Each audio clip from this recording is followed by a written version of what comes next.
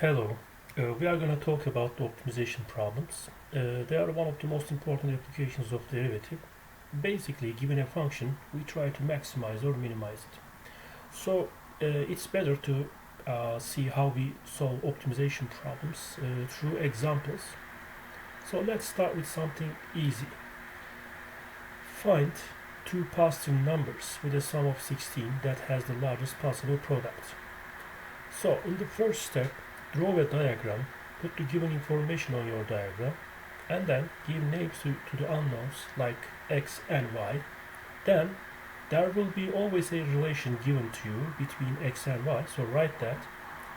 And finally, you will have a function that you want to minimize or maximize depending on the nature of the problem. So back to our problem.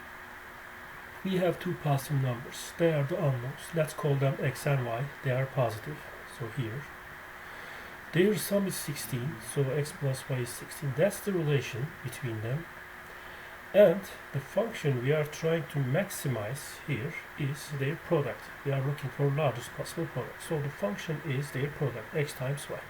So it always starts this way. There is a relation given and there is a function which we want to minimize or maximize, but the function at first will be in two unknowns like x and y. However, we can always use the relation, and actually we will always use the relation to turn this function into a function of x only.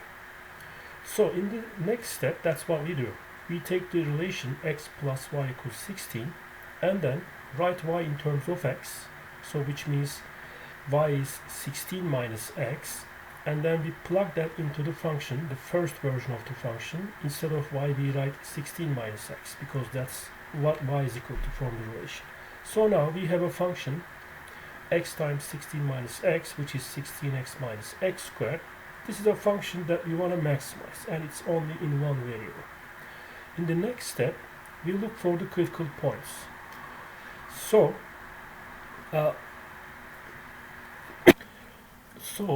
we take this function and we look for the critical points which come from the equation f prime equals 0, or f prime doesn't exist.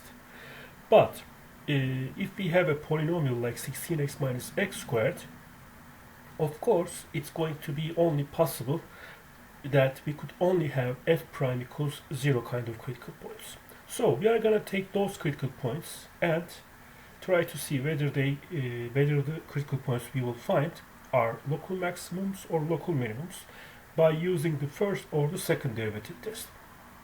But first, let's find the critical points. They come from, for a polynomial, from the equation f prime equals 0. So f prime, which is the derivative of 16x minus x squared, that's equal to 16 minus 2x. It must be 0 at a critical point. Solving this equation, we find one critical point, x equals 8. Okay. Then we use the second derivative test. Remember, the second derivative test checks the concavity at the critical point. If concave up, then we have a local minimum. If concave down, then we have a local maximum. So the second derivative will be the derivative of the first derivative, which is 16 minus 2x. So the second derivative is minus 2, which is always negative. So second derivative negative means concave down. And remember, if we have a critical point and if it is concave down, if the function is concave down at that point, then there is only one possibility. The picture will have to be a picture of local maximum point. So x equals 8 is a local maximum point by the second derivative test. And the last part of the problem is always finishing up the problem. Either we are looking for the second variable y, or we are looking for the result of the function at this critical point.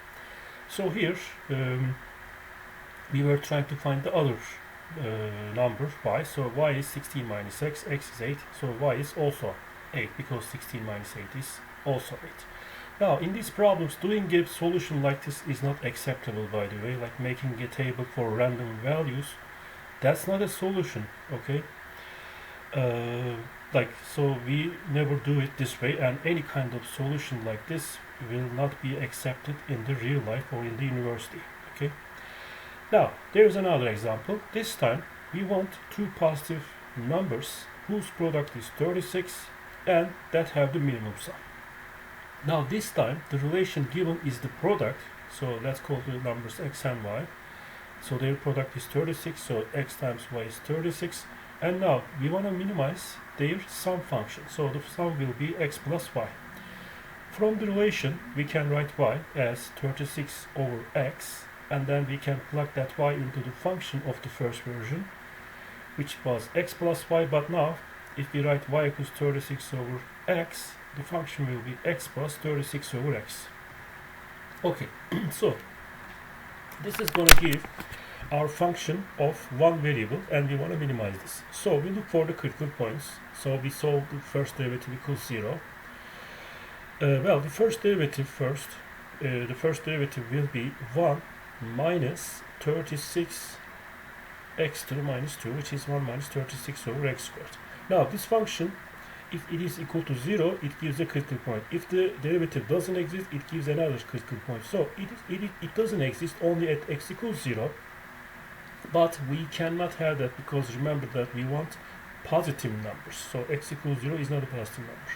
So there is only possible f prime equals 0 critical points, which then f prime equals 0's equation, if we solve it, 1 minus 36 over x squared equals 0, it gives us x squared equals 36. Take the square root of both sides, we are going to have plus or minus 6 always.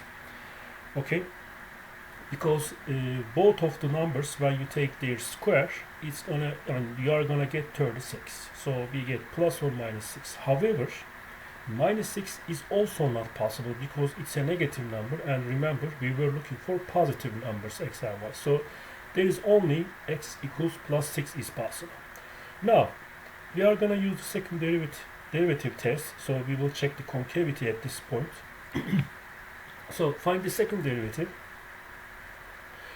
The first derivative was 1 minus 36x to the minus 2, so the second derivative, which will come from the derivative of this, will be 0 minus 36 times minus 2 times x to the minus 3, which is, if we simplify, 72 over x cubed.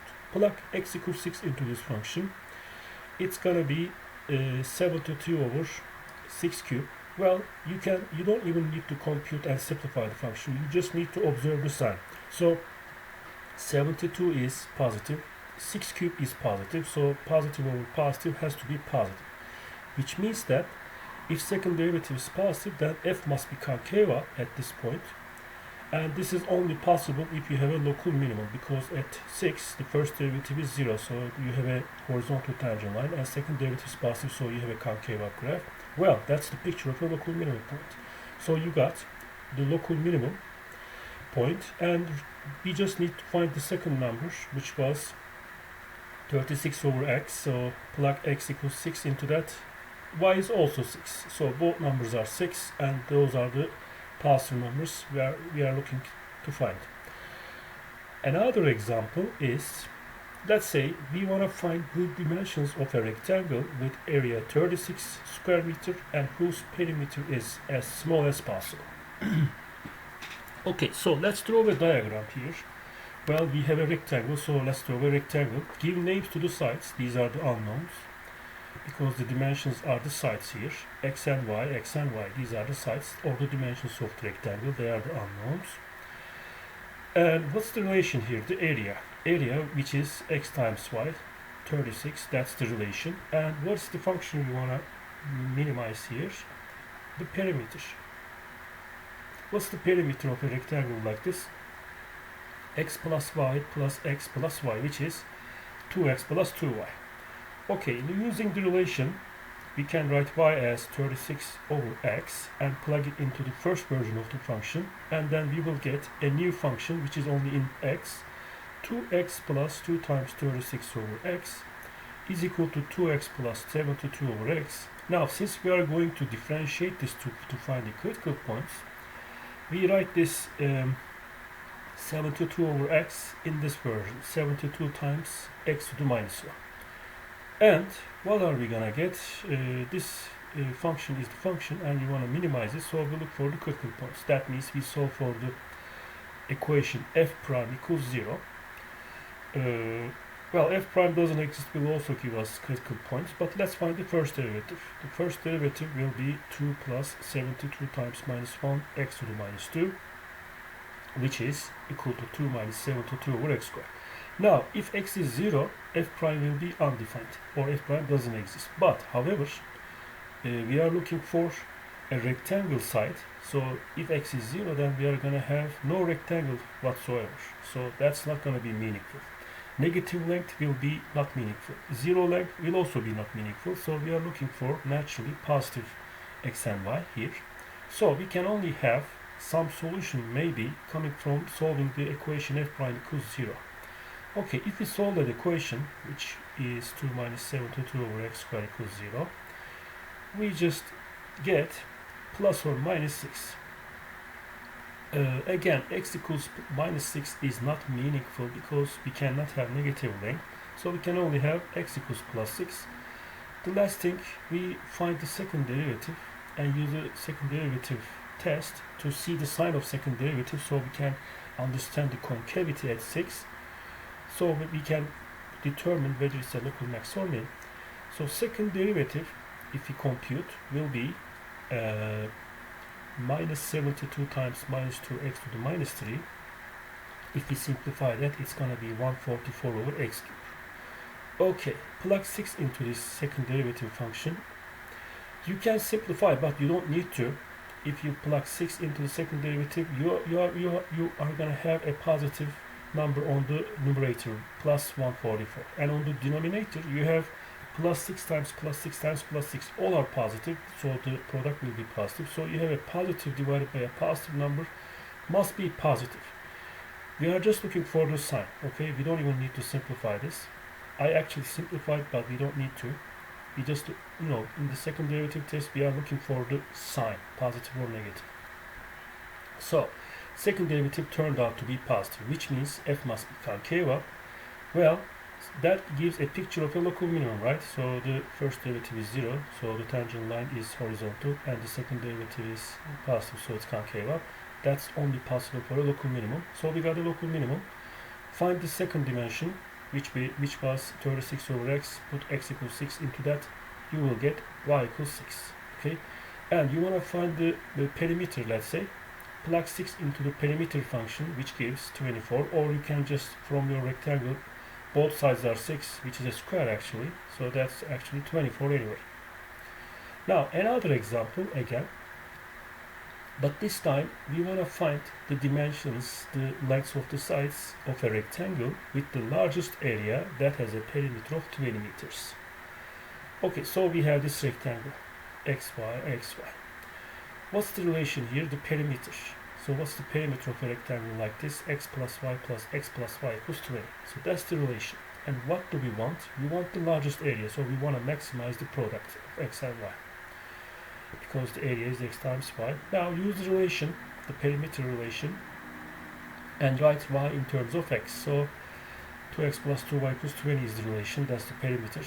Write y, which is 10 minus x. Put that into the function. The area function will be x times 10 minus x, so 10x minus x squared. Okay, now find the critical points. Well, since it's only, it's a polynomial, so the only possible critical points are going to come from the first derivative equals 0 equation, because first derivative will always be defined. So first derivative equals 0 equation will be 10 minus 2x equals 0. Solving it gives x equals 5. Okay, now the last thing, use the second derivative test to check that this gives a max or a min. Well, find the second derivative. Like first derivative was 10 minus 2x. Take the derivative of that, which is minus 2. That is always negative. So, which means concave down. Okay, then we are going to have a picture like this. First derivative 0, so we have a critical point like that, horizontal tangent line. Second derivative negative, concave down graph. Well, this is a maximum point, local maximum point. Okay, so also find y, which was 10 minus x, and x is 5. So y is gonna be also 5 here. Okay, if x is 5, y is also 5, we obtain x equals 5, y equals 5. And if we are looking for the largest area there, then plug x equals 5, which is the local maximum point, into the function to get the local maximum value, which is the largest area possible. That would give 25, because remember, if x is 5, y is also 5, which is a square. The area of a square is 5 times 5, that's 25. Now, another example. Let's say we have 12 square centimeter of material available to make a box with a square base and an open top. Find the largest possible volume of the box. Okay. So let's just draw a box first, rectangular box, but the base is square, so square base means all sides are x, and let's say y is the height of that rectangular box. They say that there is no top. Open top means there is no top. So we have 5 sides here. I mean, we have like 5 faces here. The square base, and then 4 faces near on the lateral part, okay, on the surface, lateral surface. So if we cut this open top box, we are gonna get this picture here. These are the sides here, okay. They are rectangles. One side is x, one side is y, and the base is just a square, x, x, x, x here, okay. So what is the area of that thing, which is the relation that is equal to 12? So we have 4 rectangles, x times y, that they have area x times y, so there are 4 of them. 4xy is the area of these 4 rectangles, but we also have a square base here. That area is x squared, so the relation, which is the area, is 12, is equal to this expression here, x squared plus 4xy plus 12. That's the relation. What do we want? We want the largest possible volume. Okay, what's the volume of a rectangular box? Remember, the volume of a box is base times height. Base is square, so it's x times x, x squared, and height is y. Okay, that's the volume. That's the first version of the volume, and we want to maximize it. Okay, using the relation, we can write y in terms of x. First take x squared to the right, 4xy equals 12 minus x squared, and then divide both sides by 4x. You have y equals 3 over x minus x over 4 after you simplify. Plug that into the volume function, x squared times y. Instead of y, write this relation here, 3 over x minus x over 4, and multiply by x squared. That would give 3x minus x cubed over 4. This is now the volume function. Okay, now we are going to look for critical points. This is a polynomial, so the only critical points can come from derivative equals 0. Take the derivative. It's going to be 3 minus 3x squared over 4. Set it equal to 0. Okay, and solve it. 3 equals 3x squared over 4. Divide both sides by 3 and then multiply both sides by 4. 4 equals x squared. Take the square root of both sides. You can get plus or minus 2. But x equals minus 2 cannot be in length because lengths can't be negative. So there is only x equals 2 critical point. Now, use the second derivative test to check the concavity. Find the second derivative of the function, which is going to be the derivative of the first derivative. So derivative of 3 minus 3x squared over 4, that is equal to 0 minus 6x over 4, or minus 3x over 2.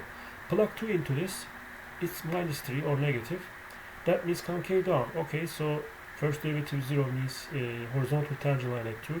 Second derivative at 2 negative means concave down at 2. Well, this gives us a picture of local maximum. So we found a local maximum, and we are looking for the largest possible volume. So plug 2 into the volume function, which was 3x minus x cubed over 4. So plug 2 into that. You will obtain 4 cubic centimeters. That's the largest possible volume. Okay, another example. A box with a square base and an open top must have a volume of 32 cubic centimeters. Find the dimensions, the lengths of the sides of the box that minimize the amount of material used. Okay, so we have a square base rectangular box. So the base is again square, and there's also no top, which means open top is no top. And let's call the height y, let's call the square base side x. So we have x, x, x, x, that's the sides on the base, square base, and the height is y. The volume is given this time. The volume is base times height, that's equal to 32, so x squared times y is 32. That's the relation now. However, we want to minimize the area. We want the minimum area used, so that we want to minimize the area here. What is the area? Again, we have 4 rectangles which have area x times y each, so 4 times xy plus a square base, which is x squared. 4xy plus x squared is the function we want to minimize, and the relation is 32 equals x squared times y. So we use the relation to write y, which is 32 over x squared. Plug it into the function instead of y here, write 32 over x squared. The function is 128 over x plus x squared. Okay, now we want critical points. Find the first derivative. This 128 over x is actually 128 times x to the minus 1, like a power function. And when we take the derivative, we are going to get minus 128x to the minus 2 plus 2x. That's equal to minus 128 over x squared plus 2x. X equals 0 is also a critical point here. However, like x equals 0 will mean there will be no base here. So there will be no rectangular box. So that's not meaningful. We can probably have derivative equals 0 critical point. So set the derivative equal to 0 and solve. So minus 128 over x squared plus 2x equals 0. Okay, to get rid of that denominator x squared, multiply both sides of that equation by x squared. So the right side will still be 0, but the left side will be minus 128 plus 2x cubed equals 0. Okay, take that minus 128 to the right side, divide both sides by 2, you have x cubed equals 64. Take the cubic root of both sides. Well, 64 is actually cube of 4, and we are going to have x equals 4. That's the critical point coming from this function. So, find the second derivative and plug this into the second derivative to see the concavity. Okay, the derivative will be minus 128 times minus 2 times x to the minus 3 plus 2, which can be written as 256 over x cubed plus 2. Plug 4 into this. Well, it's going to be 256 over 4 times 4 times 4 plus 2. Well, here everything is positive, so even if you don't need to compute this, if you compute you are going to find 6, you can reason that this is something positive. So second derivative positive means concave up, but first derivative 0, horizontal tangent line. Second derivative positive, so concave up. That's a local minimum. X equals 4 is a local minimum. To get y, plug 4 into the y equation. Y equals 32 over x squared, so plug 4 into that. Y is 2. That's the dimension of y. So the dimension of x is 4 centimeters. The dimension of y is 2 centimeters. These are the dimensions that minimize the amount of material used. Okay, another example. A rectangular garden area of 6 square meter is bounded on 3 sides by a fence costing $1 per meter, and on the fourth side we have the cost $2 per meter. Okay, so the 3 sides cost $1 per meter and fourth side cost $2 per meter for some reason, and the area is given 6 meter cube, 6 square meters. Now find the dimensions of the fence that will minimize the cost. Okay. Alright, so let's have a rectangular garden like this. So draw a rectangle. So name the sides x, x, and these sides are y, y. Okay, 3 of them cost 1. Just do like 3 sides cost 1. Okay, write that. The fourth side costs $2. Okay, write that too. Write the relation x times y is 6. And what is the function here? We are trying to minimize the cost. So what is the cost of fencing this kind of rectangular garden? This side will be x times 1. This side will be y times 1. This side will be x times 1. This side will be 2 times y.